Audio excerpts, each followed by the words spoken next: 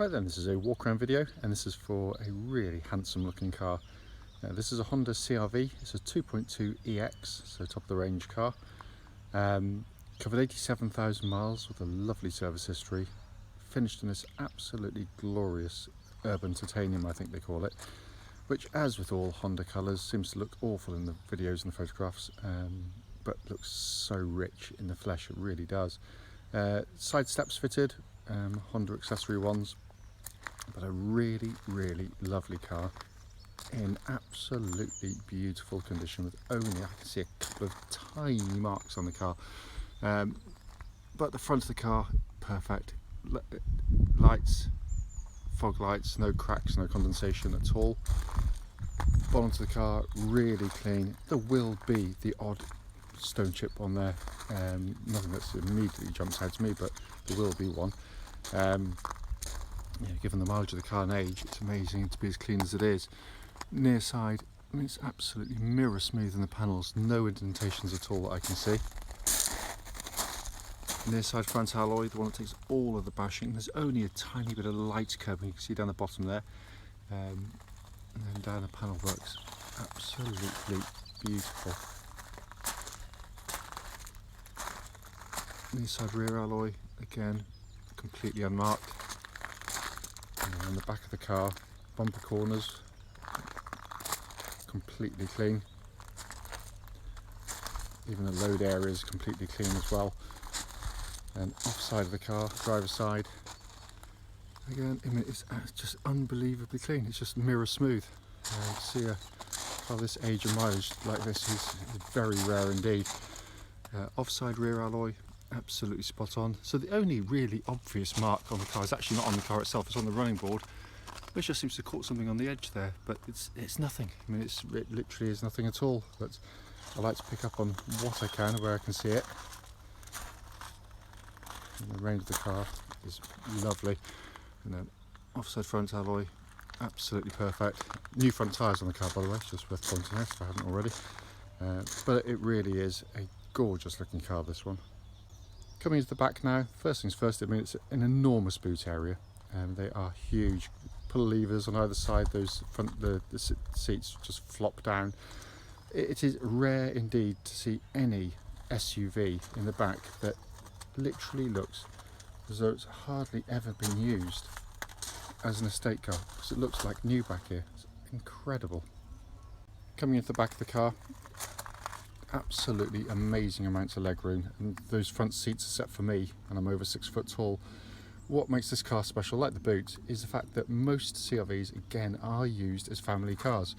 So the back of the front seats tend to be fairly heavily used, the plastic's quite often scuffed, carpeted area is a little bit scuffed. Seats certainly won't look like this, because this one, I mean, if anyone sat in the back, they must have been very light indeed, or very well behaved. It's coming to the front on the passenger side, again lovely and clean. There's a full set of original Honda mats in the car, and the front passenger seat there, again, it looks as though it's hardly ever been sat on. Let's finally come to the driver's door card. As with all of them, absolutely beautiful condition. Footwell area is again lovely and clean, and the driver's seat, you know, to think this car's done 80,000 miles or 87,000 miles, it beggars belief in all honesty. Inside the car now, engine's running in this section, so the dash can be seen illuminated, as I always try and do. Dashboard just looks like new, incredible. Sat nav system, you can see they're working perfectly. When parked with the handbrake on, that doubles up as a DVD screen as well, so you can play films on it, obviously whilst you're not on the move. And if you put the car into reverse to complement or supplement the rear parking sensors and front sensors, you've got a rear parking camera, all working exactly as it should. But it's rare to see CR-Vs as clean as this, it really is. And then across the dash binnacle, hopefully you can see 87,655 miles, and there are no warning lights on the dashboard at all. Steering wheel looks absolutely as new in hand, but this is one of the best anywhere in the marketplace at any price, in all honesty. So finally, just to show you, owner's manual pack and lock and wheel nut key are both here and present with the car. Right then, this is a quick road test video, and this is for a Honda CR-V 2.2 EX diesel. This particular car is registered DX63YVY, and mileage at the start of the road test is 87,642 miles.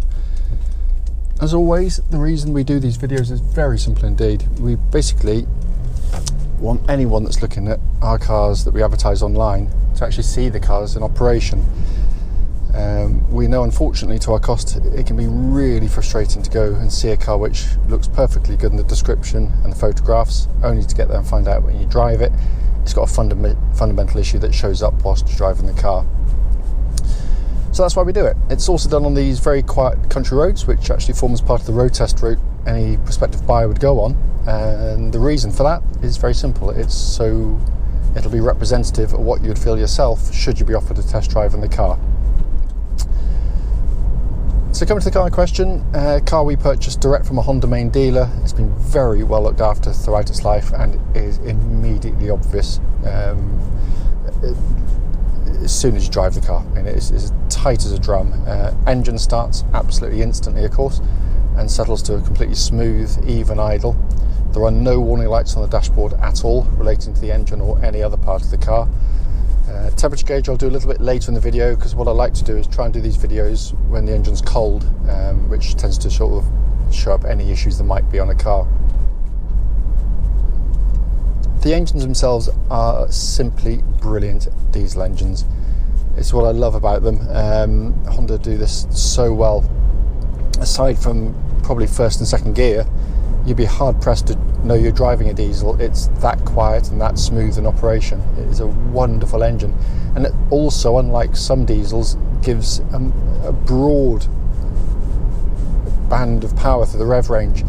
Quite often you get in a diesel car and you think on a short trip, cracky, this is quite nice, it pulls really well, only to get on the open road and realise that they've actually got a very small power band, normally sort of 1500 to 2,500 RPM. And then they just die away. This pulls lustily all the way up to its red line if you really need it to, which is infrequent, but it is available. But it does it so smoothly and so quietly as well. It's a real wonder of engineering. And being a Honda engine, of course, they are incredibly tough and long-lasting with regular servicing. We've seen them with, unbelievably high mileages and still going strong. Engine then feeds through into clutch and gearbox. Clutch in the car bites absolutely perfectly, lovely and smooth in operation. Gearbox, I've said it before on the videos for these CR-Vs, I think this gearbox could happily go in any of Honda's cars, even the sporty ones. It's perfect. It's short and throw, it's really precise and accurate. It's got a lovely weighting between the gears, and as the gear engages, it's got a really satisfying feeling to it. And the gearbox feels exactly as it would have done when it was new. It's still that tight, but that's fairly typical of the breed. Steering in the car is really nicely done. It also happens to track dead straight. There's no vibrations at this speed or any speed up to the legal limit, but it's very well done because it's nicely weighted. It makes the car feel nice and secure on the road. But it's very precise, it's accurate. When you go through the corners, you don't have to wind on lots of lock. Helps having small diameter steering wheel, so going through corners like this, which are quite challenging actually, because it's quite yumpy, it goes through minimum of fuss and so wonderfully accurately as well. And the chassis is beautifully dialed into it because it gives really good body control for a car of this size and its height. Too often I go into SUVs which are very comfortable on the straight ahead, but you go through corners and they lollop around with lots of body motion, which can be particularly unpleasant for rear seat passengers. My kids have suffered car sickness, and they don't in the CR-Vs, and they do in other SUVs that I've driven. What I'm looking for on the road test as well, but in terms of ride comfort, absolutely superb. It's so well judged because it's really nicely damped and compliant over the sort of even the sharpest ridges. Honda should know actually how to do this, because the CR-V is the best selling SUV in the world, so clearly they know what the majority of customers want from their cars. What I'm also looking for, as I was about to say on road test, is with suspension, especially with a car that's done a few miles, Listening underneath, just see if there's any sort of chattering from the suspension and knocking noises, and there's nothing at all. It's exactly as it should be. Brakes on the car, just going to make sure no one's directly behind me. I'm going to give them a good thump. Really nice, powerful brake pedal on the car. What I'm looking for is a good initial bite, which it's got, but also that it doesn't exhibit any sort of pulsing or vibrations coming back through the brake pedal, and there's nothing at all. So coming to the interior, first things first, I mean, just a sensationally built car. You know, this is a car that's now 7-8 years old, done 87,000 miles, and in essence it feels like I'm sat in a new car because there's no squeaks, no rattles, nothing at all. I mean, they are brilliantly made, and as I often go on about in these videos, because it really is frustrating, the motoring press, you know, I could wring their necks sometimes, because they judge build quality on when they get handed brand new cars, when they've been wined and dined by the manufacturers. And it's the same old story every time. It's, you know, yes, the Germans, you know, I've got nothing against them, you know, German manufacturers, but they tend to go for kind of an in-your-face build quality. It's sort of thunky doors and squidgy plastics. You know, it's pleasing to the eye and touch. However, that isn't build quality. Build quality is how cars stay together over the duration, and that's where the Japanese cars in particular, and especially Honda, do a fantastic job of it, because what they give you is an eminently practical interior, which is easy to wipe down, keep clean, but keep in really nice condition, because it basically, the dashboard looks like new in here. It's wonderful. All the switch gears, lovely. All the painted surfaces on the switches are still in really nice condition. They all work with that wonderful sort of click actuation, which Honda do so well. Sat nav, you can see there, working exactly as it should. Dual zone climate control system, so you can have slightly different temperatures side to side on the car. Pumps out lovely cold air, because we checked it in a nice warm workshop earlier on. Dash in front is nice and simple, legible. Honda again do these things very well indeed. Stylishly presented, but you know, it's just all you need. Temperature gauge is running at a third now, which is exactly where it should be on a Honda car when it's up to full operating temperature. Steering wheel amazingly feels like new in hand. All the buttons, again, no paint's rubbed off them or anything. It just has that kind of freshness to the look of it, which comes from careful ownership. And whoever's had this car has clearly cherished it, because it's taken its miles unbelievably well. It really has. This is a four-wheel drive car, or version of the CR-V, because not all of them are. You'll notice, though, a complete absence of any buttons for four-wheel drive, because the car does it for you. Honda, again, worked out very quickly that the vast majority of people driving the cars would be driving as I am today, in perfectly good conditions where you don't need four-wheel drive. So cars with permanent four-wheel drive, unfortunately, just by dint of being in four-wheel drive the whole time, have a habit of getting through more fuel, certainly, getting through the tyres more quickly, but it also puts a lot more mechanical stress on the vehicle.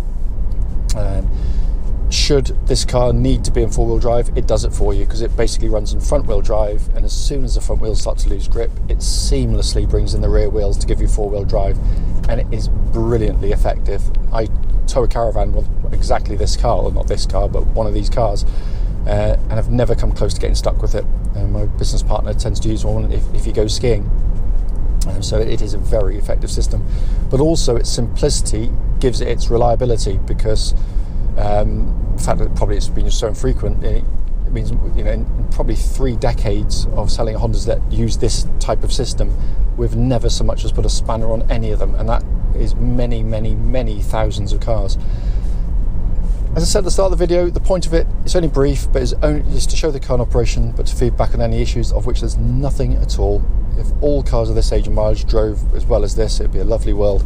This car drives as close to new as it's possible to get, and I hate that saying that, because it's a complete cliche, but it's absolutely true in this case. As always though, if you've got any questions, don't hesitate, do give us a call.